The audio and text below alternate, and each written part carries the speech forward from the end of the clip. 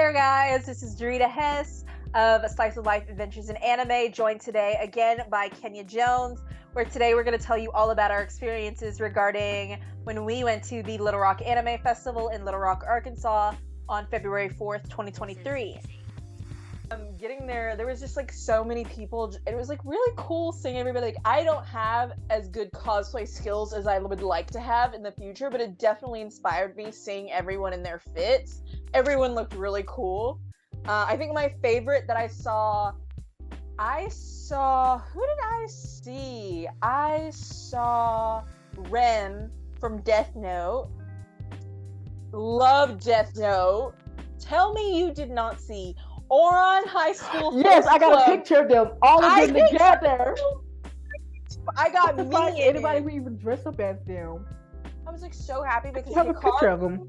Hikaru and Karu were my like dream boyfriends. Okay, I loved them. My favorites were Mori and Honey Senpai. Oh my god, yes. And she had the little bunny with them. Usa-chan! He was so cute.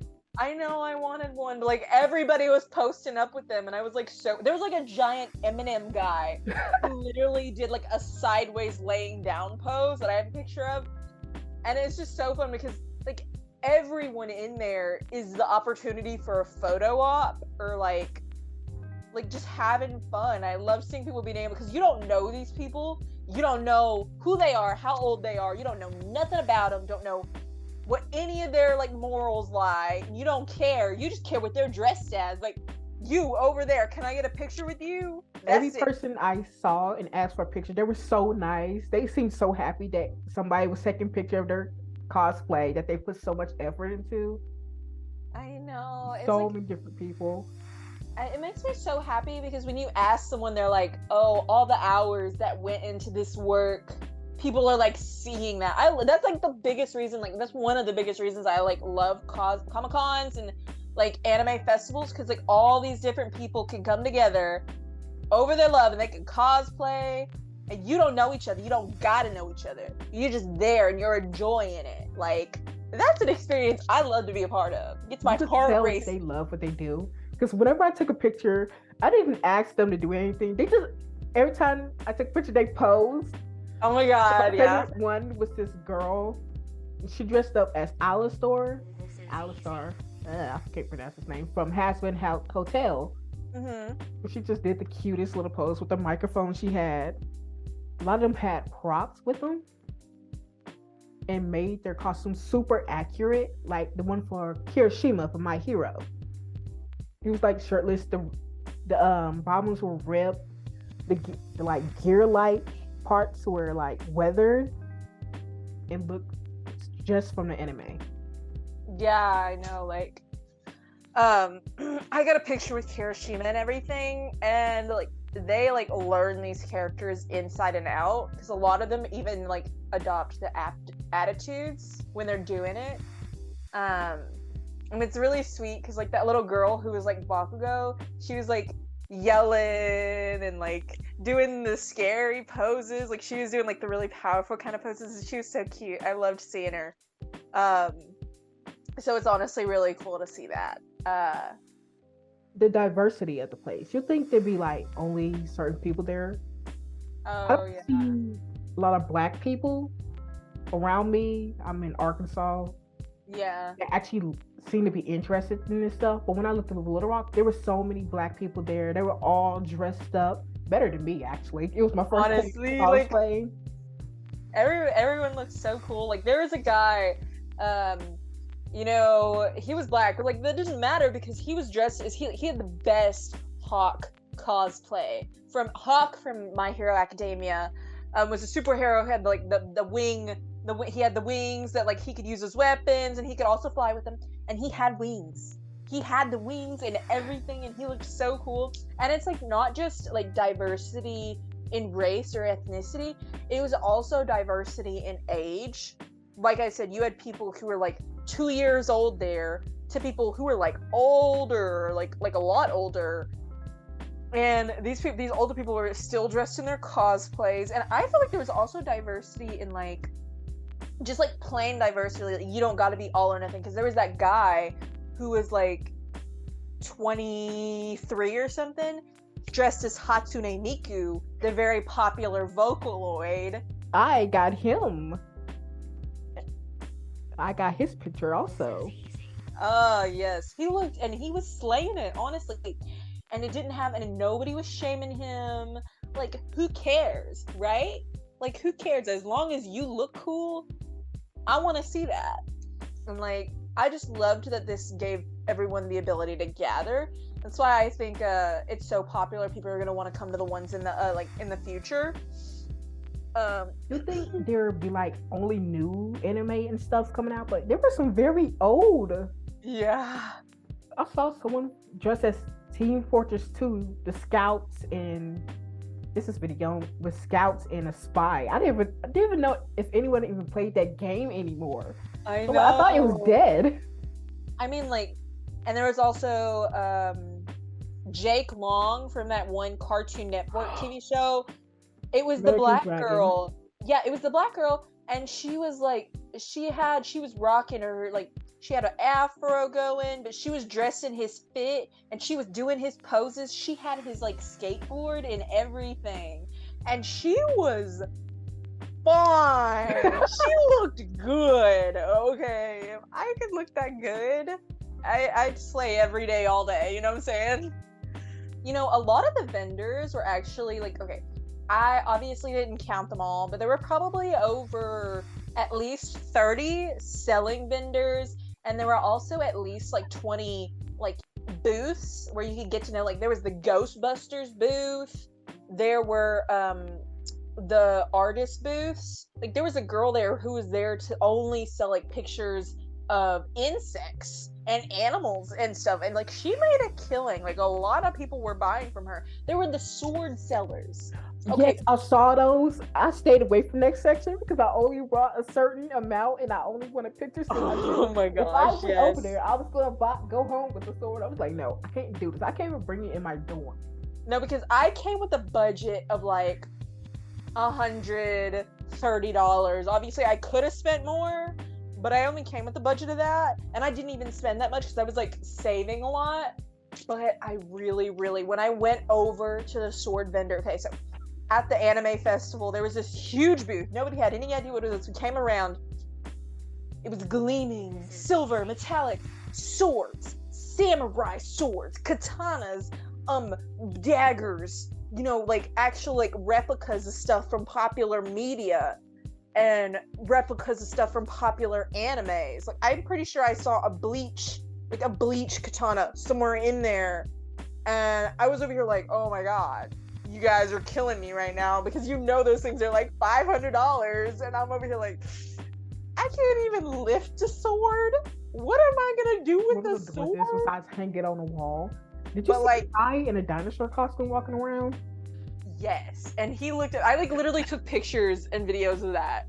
I got hit in the back of the head by the tail. It was just walking past me. All of a sudden, I just felt something in the back of my head. I'm like, oh my god, I got hit by a dinosaur tail. It touched you. It's so funny.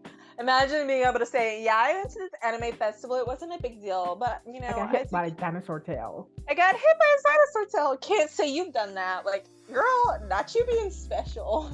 Besides pictures, art, swords, there were like food there and people selling flags. I saw a few people wearing flags as capes around, and snacks.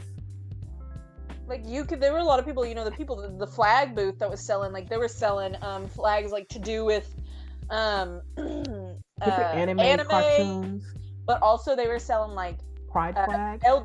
Pride flags. I was about to say, like, there were people walking around with their pride flags, and it was super cool. Did I bought myself one because I had. Oh, did you? I had a little bit of money spare. I was like, you know what? I want a cape. How much were they? $25. They're pretty big.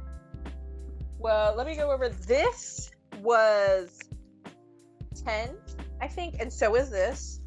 And then this, which is the horror setup, the horror wood carving, is only $25. Ooh, wow. Are you gonna hang it up in your room? He even put it on for me because I didn't know how to tie it. He did it all. I was just walking around. Oh like my god, sweet. What pride flag is that? Asexual. Oh, I got you. I saw some some gay pride flags. I think I saw like a pansexual pride flag, and I think I saw a couple bisexual pride flags, and it's like really cool because all those people could come together and nobody was hating. Like when Except you're for the in Christian a place, dudes outside. yeah, but they couldn't get it. They weren't it. Couldn't be I just ignored. I just looked at them. Definitely, we'll have to look out for all the weird folks outside on the streets of Little Rock if you choose to go there next time. I'll keep that in mind. Crowded building felt safer than going outside with them. Yeah, I'm gonna take my own advice and not take stuff from strangers in the future, because I took the card from I had no idea what it was. So I'm probably not gonna take anything from strangers. So kids, when they tell you don't take anything from strangers, don't take anything from strangers. Stranger danger, children. Exactly. Just in case. No idea what they want to give you. Could be some weird Jesus Bible talk, telling you you're gonna go to hell for liking My Hero Academia. Or like Super Daddies or something. Like they're telling you, go to hell. You know what I'm saying? Okay. A lot of those vendors sold their stuff for maybe some of them were actually really cheap too. Some of them sold stuff for like $5, some of them like stickers for like $2, or like packs for like some kind of like $10 if you got like 3 or something. So it's actually pretty affordable if you're not trying to go for like the huge things, like obviously the swords, or maybe like the big posters are more expensive. I think I got mine for $75. Yeah, the plexiglass was, I mean, it's actually pretty affordable for the kind of material it was providing to you. But you got like there were for those like huge, like a lot of people who go to these Comic-Cons or these anime festivals are going to like buy figurines or like figures for their collection. So a lot of those rarities are pretty expensive, but if you were going there to enjoy yourself, it was definitely pretty affordable, especially with the tickets. They were only $25 per person, and it was open from like what? Early opening was like 10 or 11, and it didn't close until 6 p.m. both days. So you actually got to do a lot of stuff in a pretty long amount of time. So I'd probably say that it was worth your money. Like the experience, there's some things that, like the Maid Cafe, not worth the money. Also, I want to talk about how their advertising was kind of false. Like there were a lot of elements they said they were going to have and they didn't have. Okay, so like for example, the arcade room. Online, all the posts and the stuff, they said they were going to have like an arcade room, Maid Cafe, all the vendors, a cosplay competition. They did have the arcade, right? But it wasn't an arcade. They said that we're going to have like old games like Street Fighter, Mortal Kombat, stuff like that, like on real machines, like on real arcade machines. They had a bunch of Dance Revolution games in one room. And obviously like the decoration of the place was a little lacking, but then again, it's not like a hugely funded kind of thing, I don't think. And also, it seemed to be smaller than what it was last year, because the person that drove me and other people, it was the anime club, said the last year was much bigger and it wasn't double booked. Everything was much more prepared than what it was this time. A lot of those workers are workers that stay in the a lot of the people who worked at the festival are people who stay in that kind of circuit, so they go where the Comic-Con or the anime festival goes, and a lot of them made the same remarks. A lot of girls in the Maid Cafe, the servers were talking about, yeah, it was a lot better the years before. So I think it could still be held at the same center, but I think maybe if they actually put a little bit more effort into it, they probably weren't as prepared or did it on the whim, because it seemed like everything was like done last minute, right? Like, and I didn't even really know that they were having a huge one until pretty last minute. So the fact that a lot of their items were missing, I think the problem is they're probably using promotions from past years, which is a rational, like, it's a reasonable form of action to take only when you're actually going to have all the stuff that you had in past years. I think it had been a lot more honorable if they had, like, straight up said, you know, we are having this, but we're not having all the stuff that we had before, but it's still going to be a good time, because it is a good time. But the fact that you're coming there expecting something different than what you're getting is definitely not a good time. What I didn't expect was all the voice actors that were there, especially what was his name? Everybody would know him once you know the characters he named. He plays Prince Zuko from Avatar: The Last Airbender. Oh, yeah. Obviously. Dante Bosco.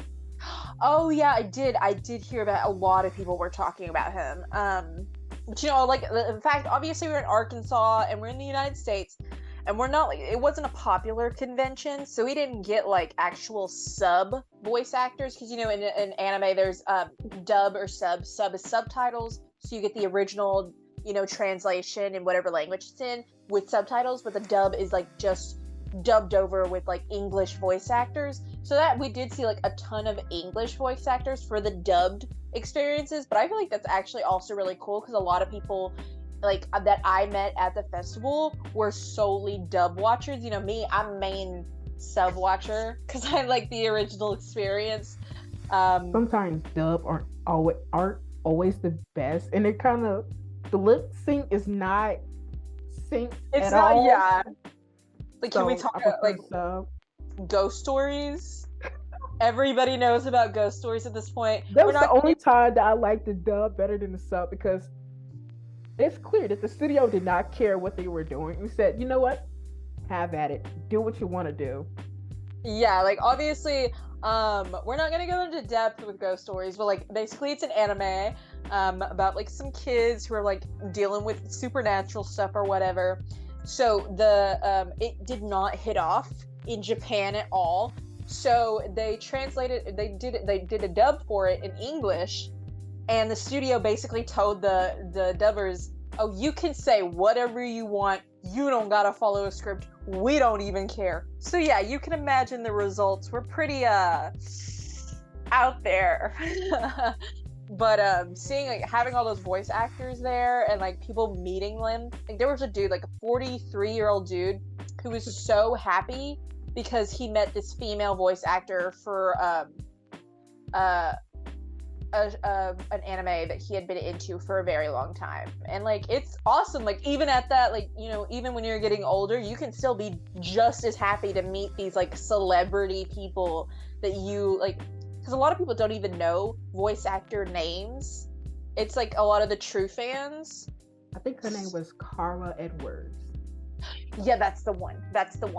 He was freaking out over her because she was his childhood, because what she voiced in, like, didn't she voice in, like, Fairly Odd Parents or something? No, that wasn't her. It was Kara Edwards. What did she voice? She played Pan and Goten.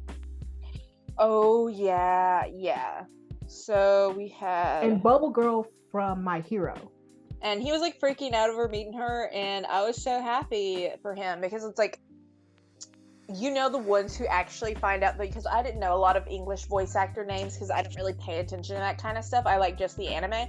But the people who, like, really get into it and figure out, like, the actual background behind that, I think that's really awesome, because, like, it's showing that these voice actors are putting in a lot of dedication, and people are, like, remembering their name. You don't have to have a face to know the voice. Like, it's pretty cool. They had a very good lineup, actually. They had a man named Rob Paulson, who played Yakko Warner from the Warner Brothers. Well, the Animaniacs, really. He played Pinky from Pinky and the Brain, Donatello from the 2012 Teenage Mutant Ninja Turtles, Toodles from Mickey Mouse. I love that. I forgot that he had a voice. Me too. Do you remember love that. Jimmy Neutron? Yeah. What's the It's the one in glasses, name? The chubby one. Yeah, the best friend's name. I'm trying to remember. Carl. Yes, Carl. And then he played the green alien. the tentacle and octopus squid thing. But yeah, just to recap, we at the anime festival, they did have opportunities where you could meet and get items signed by voice actors Todd Haberkorn, Rob Paulson, Kara Edwards, Dante Vasco, Ryan Colt-Levy, Ian Sinclair, Jason Douglas, and Greg Baldwin.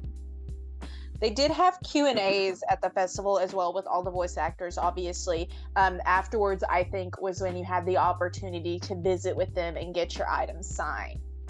But there were also panel rooms while at the festival. Some panel rooms, and these panel rooms, ranged from like 11:30 to 3:30 p.m. with different sessions. There was driving with anime. There was how to start a gaming channel. Love that. There was Maho, I don't know if I'm saying that right, Shoujo University. I'm pretty sure that was just I think there was like a discussion of like shoujo manga and anime and like how to really get into that. And then there was also this panel called Fan Fictions of Despair, a cursed Danganronpa, how do I say that?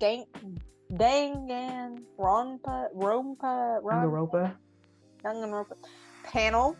And there was also fiction. It was gonna make it in there somewhere. I know. I was like, really? I'm surprised. You can't have a fandom without fan fiction. The good parts or the bad parts. Yeah, I mean, imagine going on like AO3 or fanfiction.net and looking up like manga or anime related fanfictions. You'd get thousands, hundreds of thousands. I can tell you the most popular ones right now. My Hero. Oh yeah. Naruto will always be a given. But they also had like a session that's called the Bungo or Stray Dogs Hangout, which is about that Bungo Stray Dogs anime / manga. So that's really cool. I feel like it's honestly a great experience to have panels that were like specifically catered towards your interest in anime. Like if there was a Kami-sama Hajime Mashita panel room, I would have been in there all day. There was also an Itabag workshop where they were teaching you how to make your own bags. There were DIY stickers. A lot of them they did were anime related, obviously. There was also Intro to Gyaru. Now, Gyaru fashion is like that, like really tan, really Barbie, really like colorful. Yeah, really colorful, like, blonde, exaggerated. Yeah, that's it. Like blonde, really burnt tan, orange skin, a lot of makeup, really like girly. Well, like, I think it's really cool that they were. I don't like makeup, but I admire the people that able to do it. Because I know I won't be able to do it, and that's its own little art form they can do. But like, I loved like because you could see one person 1 second and then turn around and they're like completely across the room. But you still see them because like the space wasn't exactly super huge. It was good for the amount of stuff that was in there. But it was really nice seeing these people because you look at these people and you think they're like super special, and then you continue to see them for the rest of the day, and it's like, oh my gosh, they're awesome. Like I wish I could do that. Like that was me the entire time. So being smaller than it could have been, I still got lost in the crowd. It was 5 minutes when we first walked in there. We were all separated. My group was just separated and gone, and we were lost. We were like, where did everybody go? Yeah, I got separated from like I went with my family members. We made it like a whole family vacation day out, and because my whole family is into anime and all that. So when we came in, we immediately got separated. Both my brothers, my older and my younger brother, guess where they went? Immediately to the swords. My mom immediately to the plexiglass posters. My dad immediately to the figurines. And me, I immediately went to the horror movie or horror item stuff. I also went to like the Loungefly backpacks because there were like a lot of cool ones there. I instantly went to the plexiglass and then to like plushies. Yes. And this area with like smaller merchandise with these Hasho earrings. Oh. Demon Slayer. Yes, they had so much jewelry that was made to look like it was from some popular. Okay, I tell you this much. On the jewelry booths, I was searching for Howl Howl jewelry from Howl's His Moving earrings, Castle. I loved his. I didn't see them anywhere, and I was like so. I think I actually saw someone dressed as Sophie. There was someone dressed as Hal too. Yes. There was someone dressed as Hal and Sophie, and I was like, one day that's gonna be me. One day. But I was looking for the jewelry, and I didn't find it obviously, but there was also still a lot of cool stuff there. You know, there was also like some of the jewelry booths. They didn't just have related to anime. They had like sports teams, and like cartoons, like regular original makes. But I do have to say that the jewelry, although most of it was obviously fake, it was priced at a huge amount. Tell me you did not see those rings going for $20. I did. I just didn't. I just ignored it because I had to learn self-control. You know, leaving the facility, I left the facility at like 3 or 4 p.m. You know, Saturday. I got there at like 11. I left at 4 p.m. or so. And when you come out, it was a lot less convoluted than it was when you went in, but there's still a pretty long line outside. I'm not gonna lie to you. I left, and there are people still waiting to come in. Yeah. And when I tell you that line was huge, man, that line was huge. Overall, it was a fun experience. I want to go again next time while bringing my nieces and nephews because they love this kind of stuff. They will freak out. I probably have to get like backpack leashes for them because I don't want them to get lost or run off and get distracted and touch everything. But I would really want to bring them to it because they love this stuff. I mean, that's exactly why I bought the tickets for all my family members, for like all 5 of us. I bought the tickets because I just wanted them to go with me because like I enjoy going with, you know, you want to go with people who you're going to enjoy going with. And I definitely enjoyed going with them because we're like an anime family. I'm not going to lie to you. I went with the anime club. Though we don't speak much, but we had a good time together because me and this girl, we got lost the first 5 minutes. And I was like, yep, just hold on to my backpack and let's go and find the others. So like, directing the whole thing, navigating, try not to get lost. There were so many people in there.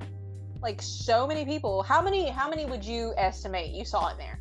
I saw like couple hundred? At least.